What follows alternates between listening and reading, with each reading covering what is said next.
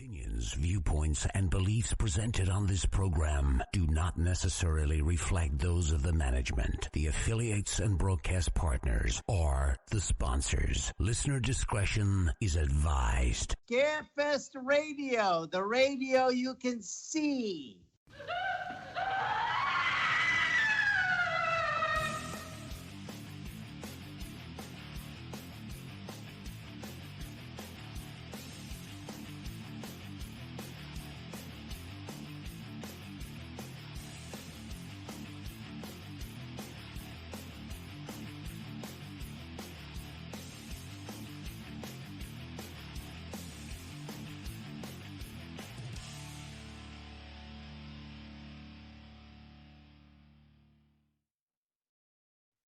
And good evening, everyone, and welcome to Scarefest Television.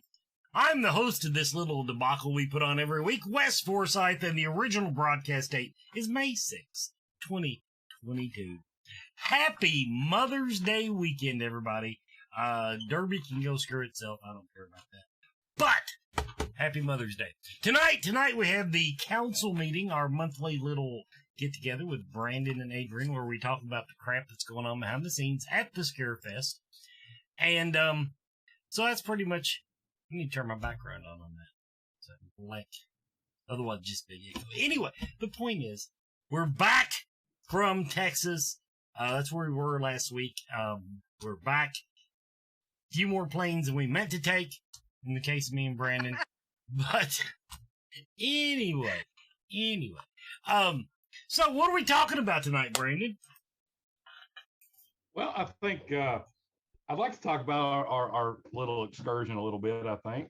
I mean, other than the fact that we missed our damn plane, I had a really good time. We had to fly we missed it literally like 5 minutes. So Adrian was on it. We got to the gate. She was pulling off. We could wave. You know, the plane was pulling off. She wasn't flying it. Yeah, I was driving. Yeah, we're just sitting there. Like, my cardio, I learned, sucks. Like, running through CBG airport trying to make a flight, like that's not my forte. And so got there, got winded, then had to find another plane. Didn't really sit there and kind of awestruck there for a minute. I thought we were going to make it. We had a hell of a chance. We had a window that I thought it was going to happen, and it just went by the wayside. Honestly, it was there, and the problem was the distance from the entrance to the plane, because TSA that morning was cooperative. They were like, yeah, you know, I mean, they even let me keep my belt on. So, I mean, they were just waving people through that morning. So, yeah, can't complain about the TSA this time. The lines were fine, but damn, it was a long hike. So, everybody all to know, rehearsed this before the show started. Brent actually had to have a cavity search. That's why they took the plane, but... Yeah, but that was personal. That was... Yeah, I mean, apparently if you request it, they will do it. But yeah, we ended up flying through St. Paul, got there at like 1 o'clock in the morning. I'm way too old for that kind of stuff. But we were able to dust ourselves off and get rolling out the next day. And I don't know if anybody has ever been to Texas Frightmare, but that was my first excursion out there. And it was a lot of fun. I mean, they had a lot of celebrity guests. It was a lot of fun. I think, you know, Lloyd and them that put that show on, who I met once or twice. I think it's a really good show. And there's, you know, it's a hotel show, and I really like those, you know. But yeah, it's always different when you go and see other shows, because like when I used to go around, and you never have it from the mindset of like, oh well, this is how they do that line, or this is how they do that, or, you know, it's like doing homework. And so you're just looking for, you know, how does everybody else kind of do stuff, and what works and what doesn't, and what can we take home with us. And, you know, you get to see certain celebs and see how, you know, how they do things when you're there. It's just really interesting. Like, I enjoy it. We went to a couple. We've got a few more on the docket for this year. I'm going to go to one in Chicago, check it out. so yeah, it's just, I think it's really cool to get out there, and fans, they translate wherever you go. Horror fans are awesome, and up there it's no different. No, so yeah, I'll agree with that. That was one thing I'll say from beginning to end. I did not meet a douchebag. Nope. Everybody was just really nice, very polite, as accommodating as they could be under the, okay, now I will say, crushing crowd in a hotel show. If I had to complain, that's one thing you can't complain about because the show is what it is. But they would do really good in our venue. I'll put it that way. But yeah, having that many people, you had to go. Basically, the thing I would say about it, that is a celebrity-based show or party. Now, I have to say, they did pretty good after hours. Yeah, I thought just the way that it was kind of, a lot of conventions they build around the venue, and so things kind of make sense for the venue and how to do it. And then when you look at it and you try to adapt it to your kind of your own venue, I think it just opens up like possibilities. Like it makes you start thinking about things a little bit differently. And we came away, I think, with some really good ideas. A couple I want to talk about tonight. But the show itself, like the vendors were spectacular. We ran into Mike Nelson from Carnivorous Creations. Started talking about photo op stuff for this year.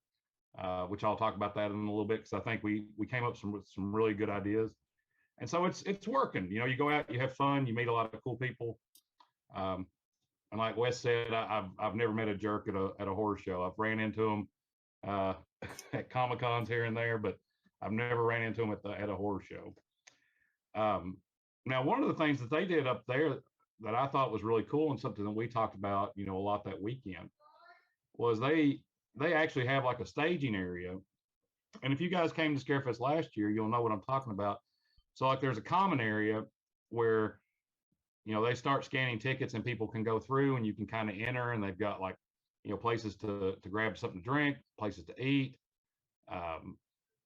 You can start queuing in lines for certain celebs during that time. And it's kind of like how our spine is when you first enter the convention center.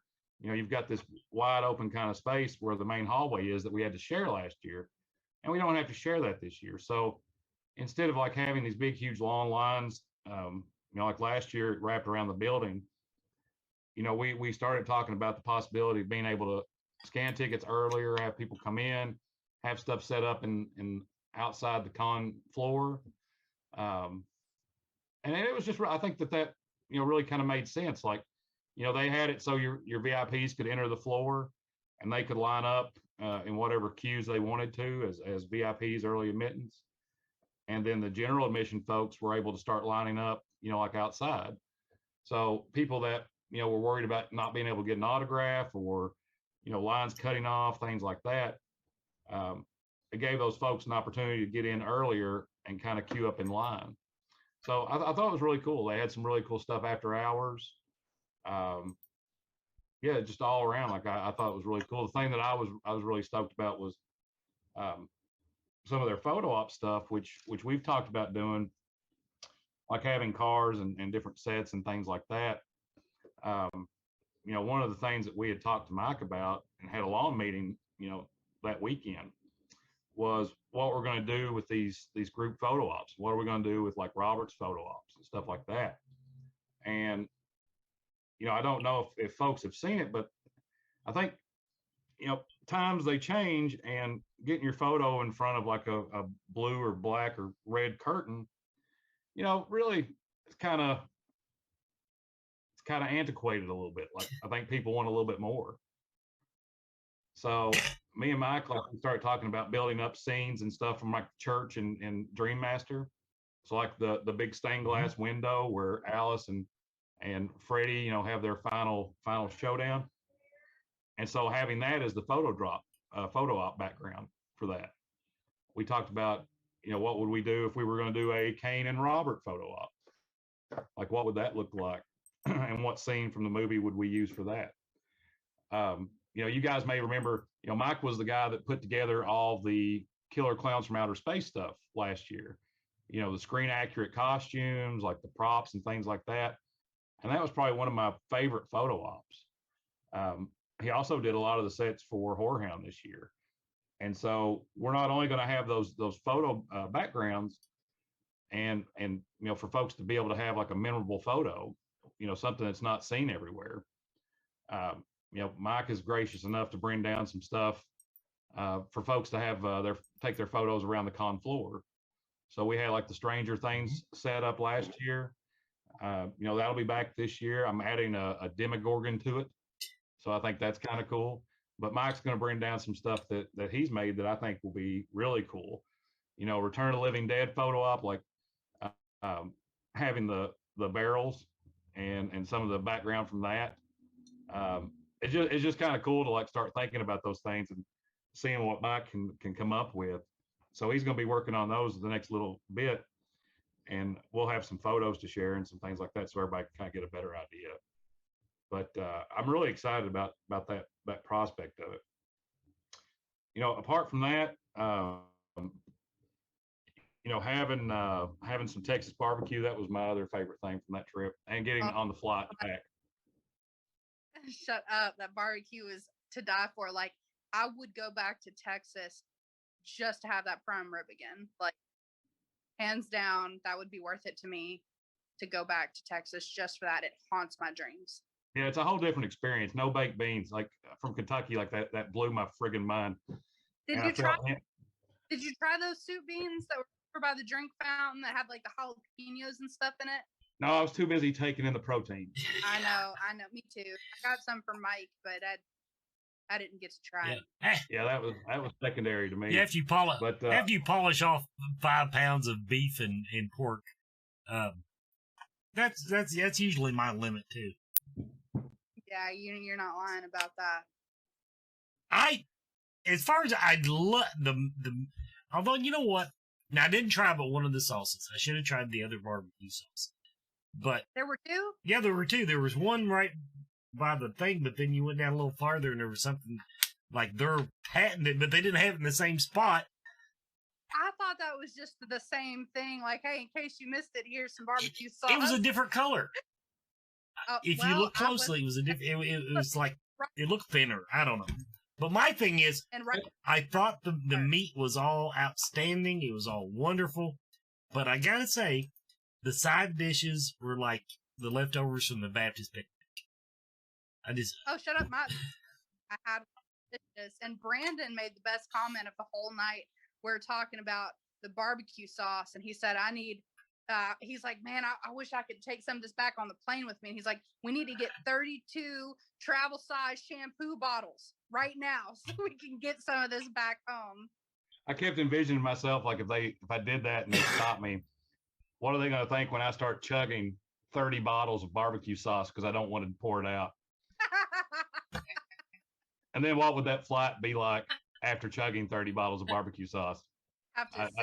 I don't care to venture down that road. Those are things best left unthought of, I guess. Let's see. Well, okay. I think we got time to cover this. We got a question from the chat room. I don't want to forget it. Of course, the recurring theme in the group and now tonight, in the chat room. Are we any closer to knowing anything about Robert's line? In particular, here's the exact question. I do want to do this.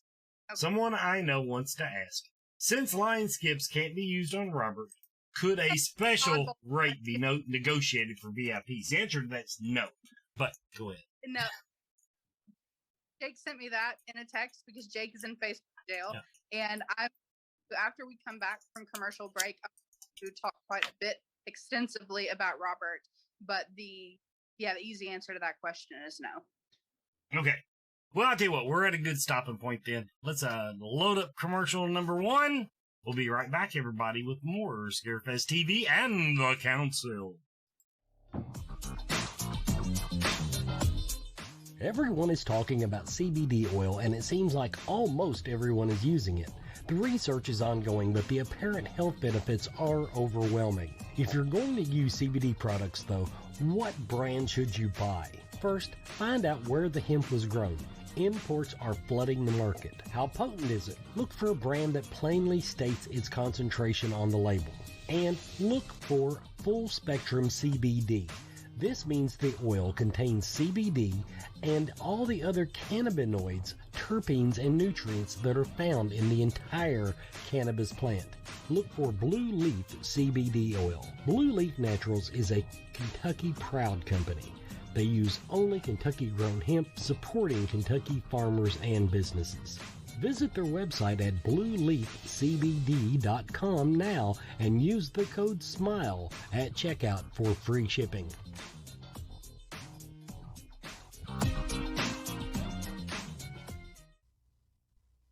Come visit the Universal Energy Expo May 7th and 8th at the Northern Kentucky Convention Center.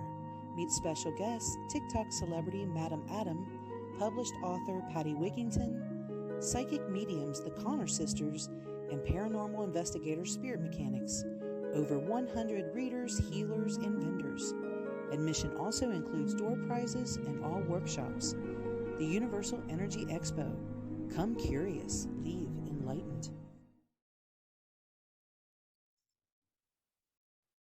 Welcome back, everybody. Okay, we're going to talk about lines and line skips and stuff. Adrian, take it away. Okay, so as we were saying during the commercial break, we've gotten a ton of questions all about Robert and the weekend of, and I know I've said this a few times, but for people who are just now hearing it, Brandon is working with Robert's agent right now to get photo ops, all sorts of details on what he's going to be offering at the convention worked out. And then once Brandon has all of that squared away, we will make a post on the Scarefest group page and on the main page. But on the group page, we will pin it at the top. If there is any question that's not answered in that post, check the comments because we'll be answering questions in the comments. So to expand a little bit about the question that was just asked, and I'm sorry, Wes, I was talking over you. I got excited. Robert, because the line skips won't be usable on Robert's line, the question was if there will be like a negotiated rate for VIPs. And the answer to that, Robert's rate, once it is set, and we don't have those numbers yet, but once his rate is set, we won't be able to make that number go up or down. So that means a couple of things. One, that means like we cannot pre-sale anything for him except photo ops, and those won't even be done through us. They'll be done through our contractor, Celeb Photo Ops, who's been there the last several years, and they do a fantastic job. Everybody loves them, and they do really great work. So with that being said, the reason that line skips can't be used in Robert's line, and we've seen this time and time again, and it's not a show's fault, it's not a promoter's fault, but if you look at feedback from any of these shows that have these celebrities, people will wait in line 3, 5, 7 hours, 8 hours. There was somebody over the weekend signing until, what was it, like after 1 a.m. on Friday, because the show was open at 11. Someone stayed till after 1 signing autographs, right? So it's not anybody's fault, but one of the things that we're working very diligently on for this year is to figure out a way that we can have people get in line for Robert and be in that line for no more than 2 hours. That's our goal. That's what we're trying to work towards. And the way that we are going to do that hasn't exactly been figured out. Brandon and Wes and I had some really great dialogue about how this could happen. And one of the things, like Brandon was saying earlier, about having the spine open, the big giant hallway between the convention center and Rep Arena, that's going to help us out a lot. But with those things, we're not using the line skips to be ugly. Anything that we're doing, we're doing it to be as effective as possible so that you're not having to wait in those lines for an entire day and then maybe risk not even getting an autograph, because unfortunately it does happen at shows where you line up all day and then you still don't get what you went there for. So we're trying to circumvent that, and the best way that we know how to do that is to divide the line up into groups and then have the groups go at different times. Again, with Robert's photo ops, we are looking at doing group photo ops with Robert. We don't know what those are going to be yet, when we know, you'll know. Hopefully in the next, Brandon, what would you say, maybe week or so, we should have a pretty solid indication on that and be able to go ahead and start getting those posted for sale? Should. I want everybody to keep in mind, just to kind of build on what you're saying. It would be real easy for us just to go ahead and say, okay, this is what we're going to do. Like just make a decision on it and try to shoot for it. The problem therein is that we've still got quite a little ways to go before we get there. And so I don't want to rush into anything. I want this to be a conversation with our team, his team, the team down at the center. Like, I want to make sure that this goes as smooth as it possibly can. And so that's going to require patience from everybody while we make sure that we put the best plan together. If we rushed into it and just said, this is what it's going to be, and then try to switch it up 3 times, that's not good for anybody. And one of the things to think about, like the photo op prices and those kind of things.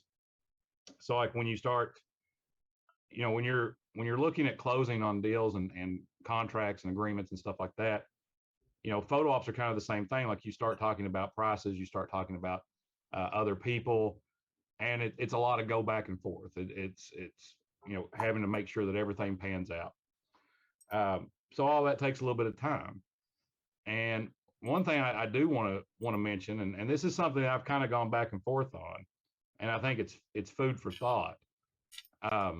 Public posting of autograph prices is a double-edged sword.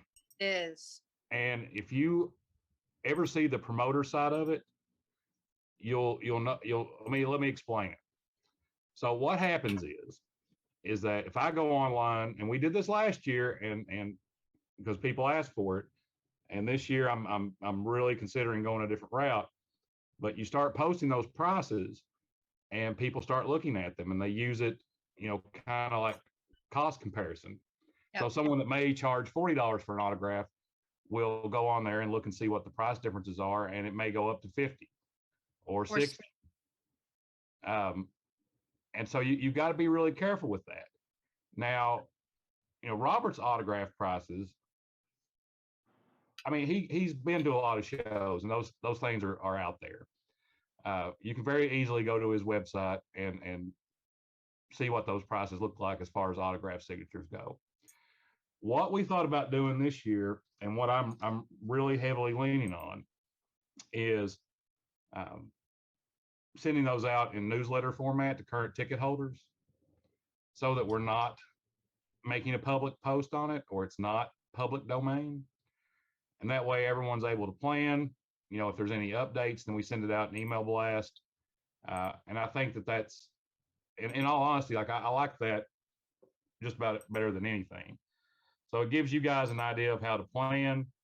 It also, kind of keeps from price gouging or those ups and downs that you'll see from show to show.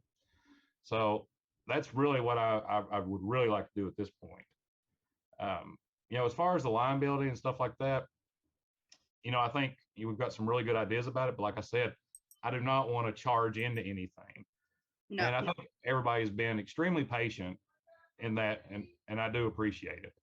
But know that we're really kind of working our asses off trying to make sure that we make this as smooth and seamless as possible.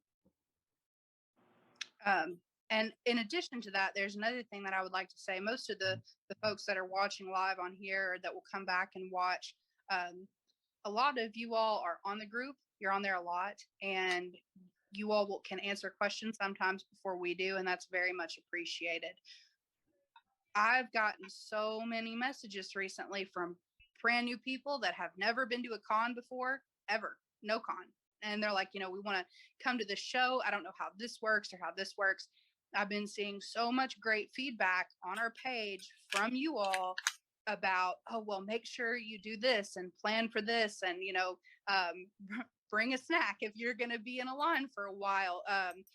There's a lot of really great tips, and we really appreciate you all getting on there, because it's really tough, especially after big guest announcements, when we're getting inundated with notifications and messages and emails and things like that. It's really easy to miss a comment on a post. that may be somebody asking a question that's very important to them. If you all know the answer, feel free, go ahead, answer it. If you don't know, tag one of us, and we'll get to that. But, you all really help us out a lot with that. So that is very much appreciated. And anytime that you all help us out there, it definitely, helps. So thank you for that. Now, I'll add the caveat to that is, now, if you have questions, before you just blurt them out, scroll down like 4 or 5 posts anyway on the group, just to see if somebody's already asked the exact same question. That's just me. I'm the jerk of this bunch, and the same questions over and over and over. That's very true. It does get pretty repetitive. And another thing that I wanted to talk about is the email blast. So that what Brandon's talking about, like current ticket holders, especially our VIP ticket holders, you all are champs. Brandon especially is like way more technologically advanced than I am. So he is trying to make things like getting your t-shirt, for example. That was the most recent thing. So before, we would have all of our VIP bags, and we would have to figure out how to like put your shirt in your bag with your name on it, and then go through every bags. And we've tried it a million different ways over the years. And, Brandon wanted to take a step out of that and make it just so you go ahead and pick your shirt, your size, and then you bring your ticket up to the merch booth. But all of this is kind of new to us. So anytime there's any kind of like glitches or code doesn't work or a link or something like that, when we send out those email blasts, just please keep in mind that when you reply to those emails, they all come straight into one inbox. So if it went out to 500 people or 1,000 people, it went out to a lot of people. There may be a lot of emails for us to answer. This last batch, I think it took me like 2 days to get through everybody's emails. So we really appreciate your patience with that too. And most of your answers were copied and pasted. I'm going to throw that in there too, because it was the same question. Yeah. It wasn't working the first time. It was like, well, the link didn't live first. So just like, okay, I typed up like this nice little paragraph, and I like to be personal with all of you all, but like my fingers were about to fall off. So I did have to get a little crafty with that cut and option there on the computer. Let me see. So no specifics yet, but we've got some really cool new things in the works as far as some things with artists that they're going to be creating for us. And I kind of dropped a hint about one of those recently, and I'm waiting to kind of get like a mock-up of it, and then I got to talk to Brandon about it again, and then we'll see, and then maybe we can get it posted and get those items up for sale. But yeah, we have had the opportunity this year, like Brandon said, to go to a few shows, and that's so great because we work with so many talented people year in and year out, and they come to the show, and we're so busy we don't get a chance to really like talk to them and see like maybe what they want to add to the show. And this gives us an opportunity to get some FaceTime in with people and create some really awesome things for you all. And one thing I've noticed that I haven't really seen a lot at other shows is some of like our on the floor entertainment. And we are expanding on that some more this year. So definitely keep an ear out for some of the entertainment announcements that are going to be coming out and some of that kind of stuff, because it's really exciting. I wish I could tell you more about it right now, but when we get closer to time and Brandon makes graphics, wink, wink, nudge, nudge. I know. I'm still catching up from like, everybody's got to remember, Brandon has a full-time 60-hour a week gig that, I take 2 days off work last week and I spend 4 catching up. So that's kind of the way it is. But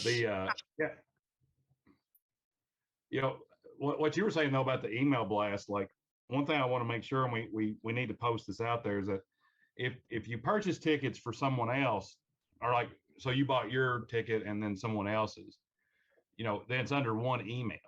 Yes.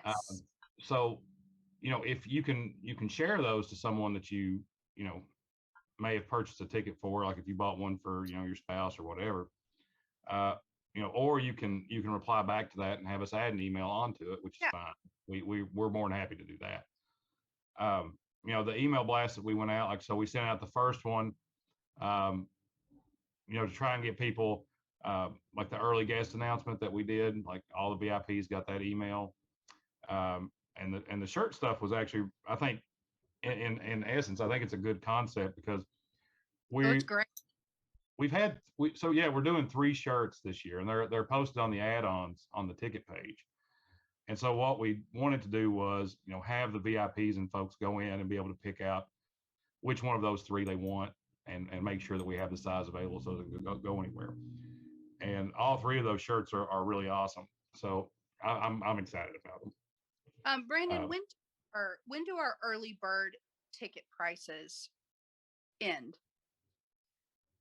So I've decided to, originally we said May 15th, but I've not been able to give people enough heads up. So June 1st, we're going to have to go to the regular ticket prices. Because if you guys have looked on there, we're way below what some other shows charge. And yes. I've really tried to look at it several different ways. I know inflation is hitting everybody hard, but that includes us. Yeah, includes everybody. Yes. And so if I could, I'd do it for free, but we obviously can't do that. So we've got to be competitive in what we charge, and that's how a show stays alive, and that's how we start getting bigger names and doing more stuff and offering more perks. So those are going to go back up June 1st, and I'll make a posting on that. And we're not increasing the prices from last year. The tickets will stay the same that they were last year, but the early bird stuff is going to go out starting June. Okay, we need to hop to our second commercial break. When we come back, we're going to give everybody our announcements for the week. We'll be right back.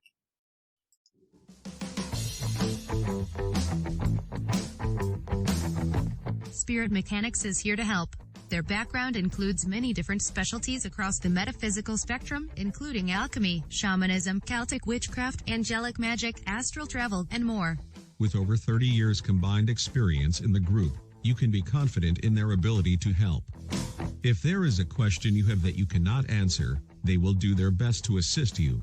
Metaphysics can be intimidating, confusing, and unfortunately, abused. Spirit Mechanics takes pride in being selfless in the pursuit of helping others, being humble and honest with their clients about their questions, and lastly, maintaining a professional and personable atmosphere. They want you to feel as you are coming to a close friend, and they will do everything in their power to make you comfortable and safe.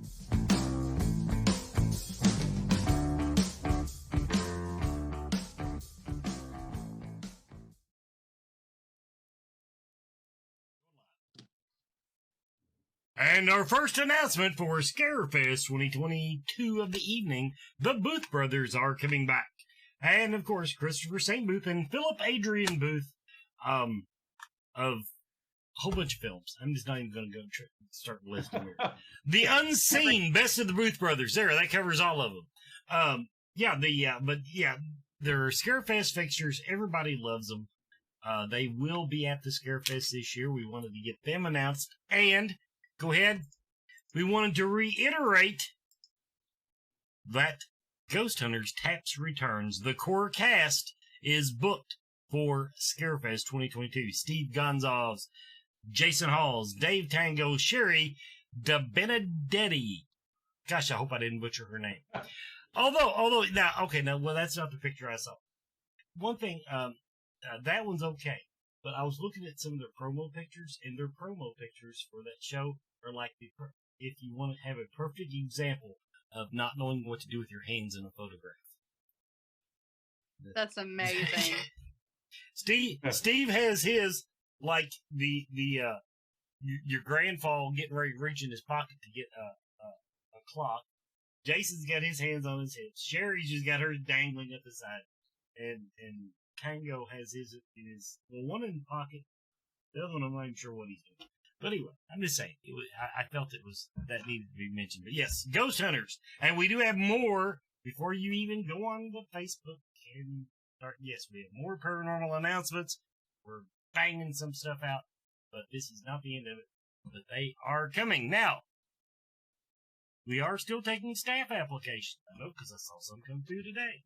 Scarefest staff applications. Go to thescarefest.com or scarefestweekend.com. Click the volunteer link, and you can still get in on that. One thing we are still looking for, which I got a couple people I need to contact. We are still looking for staff photographers, i.e., people to work under me that take pictures, just walk around taking pictures. But there's a little bit of guidance involved. In other words, it's not just a free for all. You have to be certain places at certain times. But I do have a couple people to touch base with. But if you're a photographer that wants Scarefest on your resume, you might want to be thinking about it. Scarefest Horror Film Festival is also taking submissions. We're up. Let me work now, 70 or so. Anyway, the Horror Film Festival is taking submissions. Go to scarefestweekend.com. There's a link for that. And finally, I do want to throw out there, the Central Kentucky Mystical Market is coming up May 14th and 15th. May 14th and 15th, Clarion Hotel, Lexington, Kentucky, on Newtown Pike. Run Saturday and Sunday. Heck of a good time. Lots of artisans and vendors and psychics, etc. So go to centralkymysticalmarket.com or look them up on Facebook. And we're back. Okay. Now, let's get some questions from the chat room here. Do we have any updates? I don't think we do because somebody sent it to me, but the video game stuff that we keep talking about. Do we know anything on that? No, we've reached out. We've started looking at how we're going to set it up on the floor, but we can't solidify any of that until we sit down with the center and see exactly what that's going to look like. There's a lot that's going to go into that, and then trying to work with Gun Media, the video game people, and then also what that is going to look like on the floor. So there's a lot of moving parts to that. So everybody, please remember we're threading the needle. And so, once we get it squared away, I will definitely let folks know what that's going to look like. Okay. Another question that I know the answer to. Someone asked about, can we still purchase a shirt after tickets have been bought? The shirt we'll have a whole swag thing. We're going to just have like a truckload of shirts at the con. Probably have pre-sales on them too. Yeah. So there's 3 shirts that are on pre-sale right now. There's the hoodie that's on pre-sale and the hat, and the tank. And so we actually met earlier this week and started talking about some of the merch ideas and stuff of what we wanted to do. And I'm really on board with wanting to do some kind of specialty novelty shirts. So like using like the Nightmare on Elm Street 4 like poster logo, but inserting like Scarefest and having like the Reaper instead of Alice's eyes on it or something like that. I don't know. We're trying to play around with some campy ideas for shirts this year because I love shit like that, and I think it'll be fun. All right, so that's that catches us up in the chat room as far as I can see. Where else do we have to go? So announcements. So we've hinted at a few here and there. Really, the only thing that we're waiting on is I thought I would be able to announce some sooner. We've got verbal commitments, but I'm waiting to get something in writing. And so once those come in, and that includes the para folks too. So we've definitely got more para announcements. We've definitely got more horror announcements. So some of those folks, we're still waiting to hear back on. I know the Friday 3 people are still a driving force, and those are ongoing. I promise, as I haven't forgotten about it, I haven't let it go. There's several we're following up on. It's just coming down to a scheduling thing and waiting to hear back from people. So we're actively working on that. We've had some talks about adding to the Return of the Living Dead folks. But yeah, we've still got announcements on the way, and we're still filling slots. So we've not by any means, reached the height of everything. So yeah, it's still love seeing the suggestions. I'm still looking at them. You guys feel free to post them. It helps me out a lot. I watch a lot of the fan groups on other conventions and ones that I'm part of. And you see a lot of people like throwing out ideas and stuff, and they never seem to go in that direction. Or, well, I'm sure that they've tried, but I really do watch that. I really do try and keep up on it. And if I'm in a position to go at it, then I do. And I think you can see that in our lineup that we've got this year so far, which even if we had the show next week, I am super, super stoked about the lineup this year. And we've worked really hard on that. And we've still got a lot more to do. So, I don't want anybody to think like, it comes and goes in the ebb and flow of things naturally. It may be quiet for a week or two, then we'll have announcements.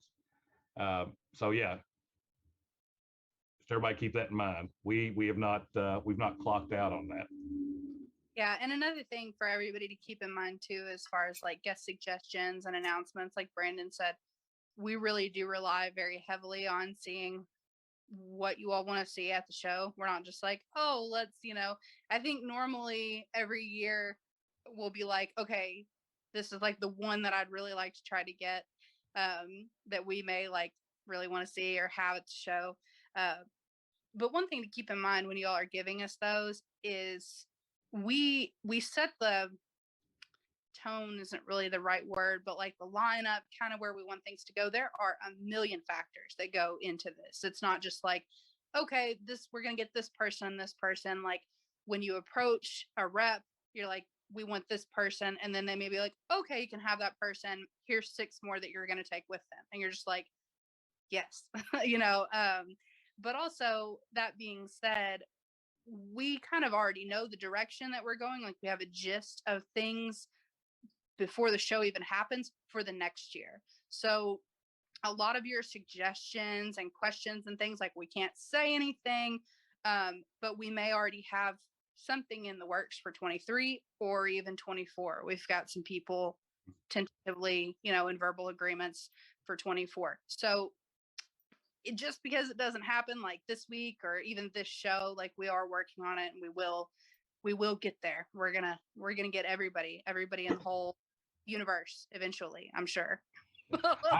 I've really, really tried to make a conscious effort this year to be as transparent as possible.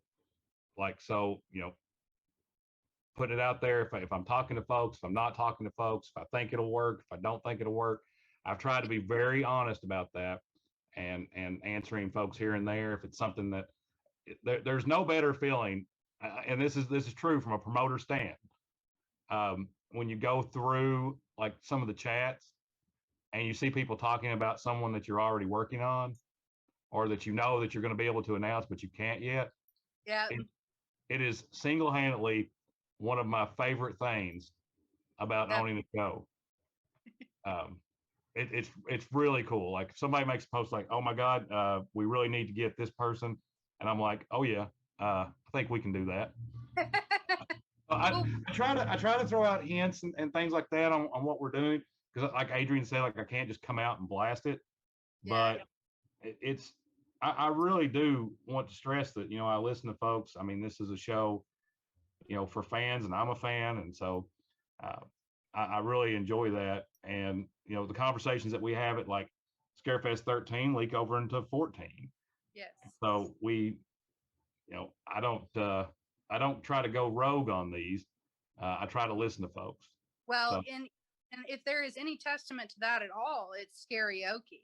Everybody in the whole management, like, oh God, no, like, I don't know why you all keep suggesting this. It never goes well anywhere. And then we had karaoke, and like, it was shoulder to shoulder in there. It was a huge hit. Everybody loved it. And probably even those of us who don't like karaoke, unfortunately for us, or them, maybe not even us. I didn't mind. I thought it was pretty cool. It'll probably be like an integral part of the show now forever because it did go over so well.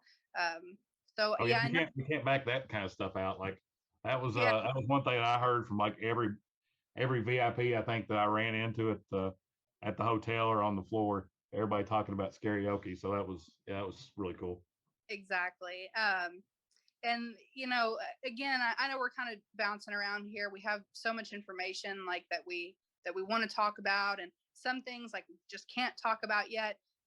Because if we do say like something that we're really excited about and it doesn't happen, not only are we disappointed, but then also you all would be disappointed too, and we just don't want that. So kind of like Brandon was saying earlier about line building, autograph prices, things like that. It's not that we don't want you all to know. It's just that until they are set in stone, as set in stone as they can be with this type of event, then we'll pass everything along. As soon as we can let you all know, we will. The suggestions and everything, we try to take like bits from shows like Brandon was saying, and really get kind of interwoven into what we're doing, just so that it works out better for everyone. Because you all don't have a good time at the show, then there is no point of having the show. So I think people have noticed. I mean, we've got everybody that's gone on and gotten their ticket, bought them early. I mean, I can't say how appreciative I am of that. That's a commitment, and that shows like trust. And so I really can't say it enough. The really cool thing about this year though is that we've got people from all over, and we've always kind of had that. But I mean, West Coast, East Coast, other countries, Belgium. yeah, Belgium. It's just kind of crazy I guess the support that I've seen for this year. Yeah, and if our Russian ticket holder, I'm drawing a blank on your name. The last 2 years, we have a VIP ticket holder, hasn't been able to travel to the country because of restrictions because of COVID. But if you are watching, I'm sure I'll be emailing you soon to get your ticket and everything, your rollover, ready to go. But Russia, how cool is that? Like all over the place. But kind of to follow on what Brandon was just saying about how appreciative we are with the early ticket sales, with you all going ahead and getting those locked in, that does a lot for us to be able to gauge, like if we're doing a good job after certain announcements are made or things like that, the ticket sales go up. And show you how much it is very much appreciated that you all do this is when our early bird tickets end, which Brandon said earlier will be June 1st. I'll make a post about this in the group because I know not everyone loves to listen to us talk as much as we do. But when those tickets end, anyone that has made any purchase prior to that will be entered in for a giveaway. Not exactly sure what we're giving away yet, but knowing us, it's going to be something pretty spectacular and cool. So it's everybody, platinums, goldens, tickets, t-shirts. Hey, if you know anybody that you want to buy a birthday present for, or like a late or early Christmas gift for, Mother's Day, Father's Day, go ahead and buy them, because every purchase that you make will get you entered in for another chance to win that giveaway. And I'll post more details about that this coming week. Okay, let's. Yeah, I've actually been picking up a few of the. So Trick or Treat Studios and NECA has some really cool Friday 3 stuff. The Nice. mask that I've got over here, like I've managed to pick up a few of those for this year. Awesome. So I could probably part with one. And I mean, we've got so many talented people that work with us throughout the years. And I know like one of our vendors that's coming this year, Blackgate Studios, I noticed the other day, and Wes and Brandon and I were just having dinner with the guys from Trick or Treat Studios, and they were showing us this really awesome process of how they make some of their masks. Like So anyway, I saw a post earlier this week that Joe from Blackgate is making Freddy masks. And he's like, oh, I got 3 masks out of the mold. Hopefully if the weather and the humidity holds up, I'll be able to get 10 of them done. And I was just like, that is so cool. So yeah, we'll try to find something neat to give away for that for you all, because it really is it's very much appreciated, and our pre-sales are fantastic so far. So yes, thank you very much from the bottom of our hearts for doing that. Okay, let's throw in our last commercial break. We'll be right back after this. Horror. Movie. Fans. 4.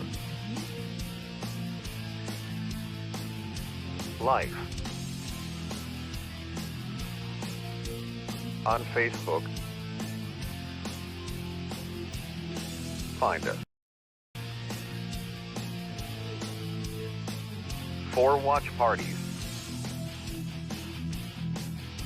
4 news. 4 memes. 4 friends. 4 life. Horror movie fans for life. Join us. Yeah, or if you need. All right, everybody, we're back. Adrian's chomping at the bit. We got a couple more things to throw your way. We'll end the show with Bonehead Weekly's movie review. What else we got to cover before we let the folks go? So we, the axe throwing tickets are on sale. We only have 4 teams up right now. And that's Tom Matthews, Steve Nappy, R.A., and Kane. That's fine. Who'd you Kane, say? R.A., Steve Nappy, Tom Matthews. Okay. So Tom's 2 first names, so that may have been where you got it. So we posted those. We're going to go live on the 1st, and they went live on the 1st, and Kane sold out in about, I don't know, less than a day. Yeah. So what we're doing this year, and I want to explain it to everybody, is that what we have done historically is we've just opened it up and sold tickets and assigned teams. This year we're allowing people to pick their team, and so those are on the add-on section. You can go down, you can pick and see what's left. Now we're going to make additions onto that. We're able to have, I believe, up to 9 teams this year, and there are 9 axe throwers on each team.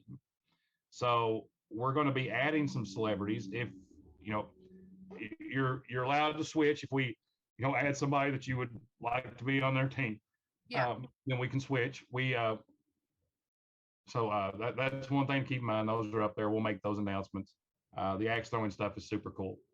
Oh, before you axes, one thing I would like to add to that: if your favorite celebrities team is sold out, please remember that the way that, if you don't know, the way that the axe throwing place is set up, the pits are all right next to each other. And what normally happens year after year is you throw with your team, but everybody's kind of there together. So just because you can't be on that specific team, it doesn't mean that you're not going to not be near everybody, because you will be. Sorry. Yeah, all those guys do a really good job of, like, they kind of pick at each other and cut back and forth. And so it's really something cool. Like, so if you want to be on Kane's team and that was your go-to, RA's team is just as much fun, and you'll be right next door to him. Exactly. Steve Nappy the same way. So those guys it's just fun. Yes. And then we'll be looking to add some more specialty events up, like we've done in the past.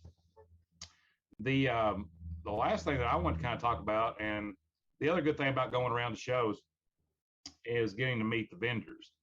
And if you guys have never heard this, I can tell you right now, from a promoter standpoint, vendors can make a show or they can break a show if they want to. And so you always have to take really good care of the vendors. And I'm not saying we try to do that just because of that. We've got some really amazing, nice folks that are in the vendors section. Yes. Now, and those guys are awesome. And one of the highlights of my year last year was being able to go around and check in with them and talk to them and see how things were going. Yes.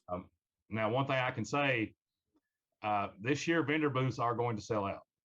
Okay, the VIPs have gone. The vendor booths are not too far behind that trend. So, one thing that I've kind of always said, and what we've tried to do is talk to some of the VIPs and things like that. And if they have a vendor that they want to have at the show, generally folks have messaged me, somebody that's never been there before. Then we'll reach out to them and maybe offer like a little bit of a discount or something like that. If they've never been and a VIP chooses them. So it's something we try to do. If you're a vendor and you're listening to this, if you may notice, we've tried to stay as competitive with our prices as we can. I think out of all the big shows, we are way at the lower end of the spectrum on booth prices. Right. Now, I want to explain to everyone like the mindset on that. From our standpoint, like vendors have a hard way to go. Like they have to travel, they have hotel, they have all these things that they have to put in. And they've got to be able to make money at the end of the show. So if you're a ticket holder, always support the vendors. Yes. The vendors are very important. They work very, very hard. And we've tried to take care of them as best we can. So, I mean, some of the other shows that are the same as us or same in size, we've kept it really low. So, like, we're trying to make sure that, we are giving the vendors the best tools to be successful. And we've come across some amazing vendors this year that haven't been been in a very long time, and some folks that I am super excited about, and folks that I think you're going to be excited about. We've always talked about having more masks, more props, more more stuff like that. If you're a collector like I am, like there's certain figures and vendors that you want that may bring stuff that you're not used to seeing. We have really busted our asses to try and bring in some new and exciting vendors, but also our long-term awesome vendors. They're, from what I can tell, they are definitely bringing their A game this year. Also, the tattoo artists, we're working on that. So Scarefest Inc., we're really going to be working on that. We'll be posting links to the tattoo artists. We'll be posting like where you can talk to them and schedule for the show. Those guys will all be along the wall in a dedicated spot, not hidden on the floor amongst the general pool. We're really kind of breaking that out. So some of the other horror conventions, that have tattoo specialty areas, that's something we're really trying to work on and build on. So some of those guys that we've already been in talks with, they do amazing work. Like, we're really excited to showcase it and really put some emphasis behind it. So, hey, if you're coming this year, once we start posting that, start talking to a tattoo vendor. You may get inked while you're there, and why not? Absolutely. Is that what we got? I think that's big stuff right now. Okay, well, everybody, Scarefest TV, we'll be back next week. Now we're going to jump over. We got Bonehead Weekly. Joe Lewis with Poltergeist Sequels, his review, talking about the Poltergeist sequels. Thanks, everybody, for showing up tonight. A lot of fun in the chat room. We'll see you next time. Hey, Scarefest fans, this is Joe Lewis of Bonehead Weekly. Now, this week, we're going to, in the next couple of weeks on Bonehead, dedicate a whole episode to haunted house and haunted house movies and pictures. I was trying to think of one of my favorites, and Poltergeist is one of my favorites, and I'm sure we'll talk about it later. Poltergeist gave way to not only 2 sequels, but a remake and a series called Poltergeist: The Legacy. I don't want to get too much into that, but I was curious about Poltergeist 2, The Other Side, and Poltergeist 3. I'm going to talk about them because I think most of you are going to remember Poltergeist, but how many of you actually remember the sequels? In 1986, there was a sequel made, Poltergeist 2, The Other Side. Steven Spielberg, Tobe Hooper, the people on the original one, had nothing to do with it. It's directed by Brian Gibson. It makes very little sense, but it made huge box office, made $75 million in 1986. The only key things about this is that as far as things that stand out are Julian Beck, who plays Kane, the villain, and Will Sampson, who plays the giant Native American tailor who helps the family. So what we find out is that they've moved away and they've started digging under where their house was, and they found that this guy Kane, this religious leader played by Julian Beck, had led these people to their deaths into this cave. They're buried under there, and that's where some of the spirits are going. And they're trying to find Carol Ann, of course, played by Heather O'Rourke. They wanted her to lead them to the other side. Same kind of story, and they're chasing him down. Julian Beck gave a particularly wonderful performance. I'm pretty sure he died of cancer before the movie was released, but he's fantastic in it. The problem is that the movie's just awful. They have to go all the way back. For some odd reason, there's a Native American man helping them. Once again, Will Sampson's amazing in it. It just makes no sense. There's a scene I remember as a child, and it comes back to me, of the dad, played by Craig T. Nelson, drinking tequila and drinks the worm and ends up spitting out the worm, and it's a monster. Some of the practical effects in it are fantastic. It's just the movie makes no damn sense. And I thought, well, this is terrible. Poltergeist 3 is another one that people hate. And I had the director on our show, Gary Sherman, on Bonehead, and he's made several other movies. And I was wondering if I went back and rewatched it, because I liked it as a kid, would it make sense? It came out 2 years later in 1988. It doesn't make any sense. It has all these cool visuals, and it makes no sense. So we follow Heather O'Rourke, basically Chicago, Manhattan, some city, doesn't matter.